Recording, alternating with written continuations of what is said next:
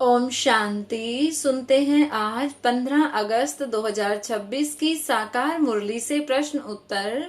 प्रश्न 1, बाप दादा ने बच्चों को दुख दूर करने के लिए क्या मुख्य पैगाम दिया है? उत्तर, बाप दादा का मुख्य पैगाम है कि देह सहित देह के सभी धर्मों को भूलकर अपने को आत्मा समझो तो सब दुख दूर हो जाएंगे। प्रश्न 2, बच्चों को किस बात में फॉलो फादर करना है? उत्तर, जैसे ब्रह्मा बाबा ने अपना सब कुछ ईश्वर अर्पण कर दिया और पूरे ट्रस्टी बने, वैसे ही बच्चों को भी अपना सब कुछ ईश्वरीय सेवा में लगाकर पूरा ट्रस्टी बनकर रहना है। प्रश्न 3, श्रीमत पर चलते समय किस बात का विशेष ध्यान रखना आवश्यक है? उत्तर, कभी भी उल्टा सुल्टा खर्चा करके पाप आत्माओं को धन या साधन नहीं देना है, सब कुछ ईश्वरीय सेवा में ही सफल करना है। प्रश्न 4, आत्मा का मूल निवास स्थान कहाँ है और वह इस जगत में किस लिए आती है? उत्तर, आत्मा का निवास स्थान निराकारी शांति धाम है। वह इस स्थूल जगत में शरीर धारण करके अपना पार्ट बजाने आती है। प्रश्न 5, देह के धर्म और आत्मा के स्वधर्म में क्या अंतर है?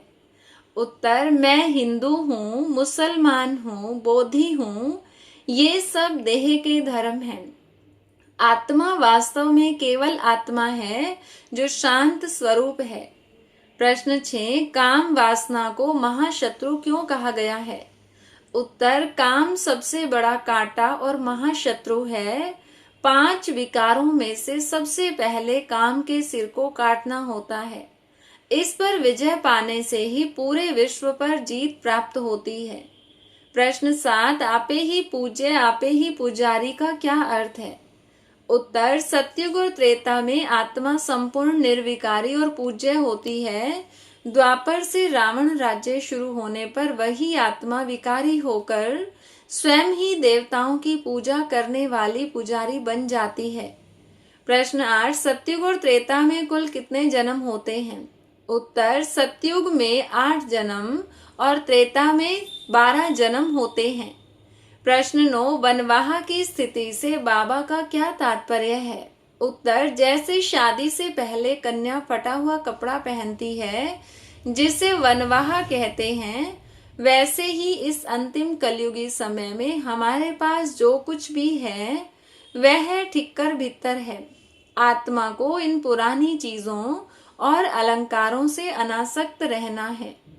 प्रश्न 10, ग्रस्त व्यवहार में रहते हुए महावीर कैसे बना जा सकता है? उत्तर, ग्रस्त में रहते जेवर आदि पहनते या लौकिक संबंधों को निभाते हुए भी हथ कारडे दिल यारडे, हाथ से कर्म करें और दिल एक बाप से लगाएं के मंत्र द्वारा बाप की याद में पक्के रहना ही महावीर बनना है।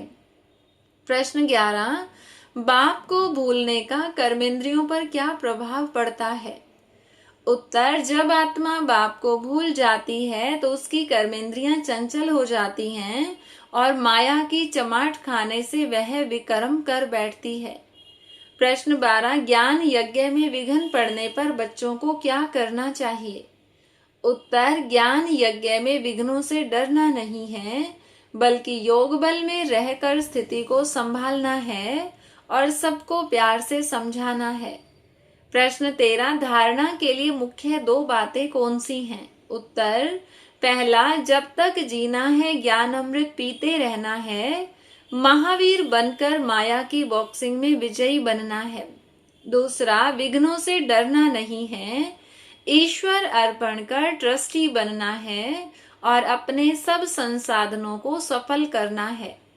प्रश्न 14, आज की मुरली में कौन सा वरदान मिला है? उत्तर, अपने संपूर्ण स्वरूप के आह्वान द्वारा आवागमन के चक्र से छूटने वाले लक्की सितारे भव।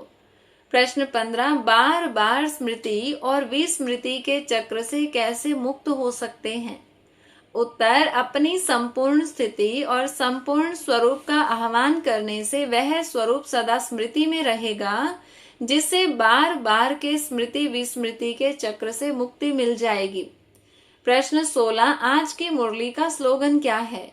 उत्तर, किसी भी विघ्न के वश होना अर्थात डायमंड पर दाग लगाना। प्रश्न 17, सर्व खजानों और अधिकारों की अनुभूति की कुंजी क्या है? उत्तर, पवित्र बनो, योगी बनो, यही महामंत्र सर्व प्राप्तियों की कुंजी है। अपवित्रता के बीज को समाप्त कर संपूर्ण स्वच्छ बनना ही सच्चे अधिकार की अनुभूति कराता है। हर रोज की मुरली से प्रश्न उत्तर सुनने के लिए चैनल को सब्सक्राइब करें और बेल आइकन जरूर दबाएं। वीडियो को दूसरे भाई बहनों के साथ शेयर जरूर करें। ओम शांति।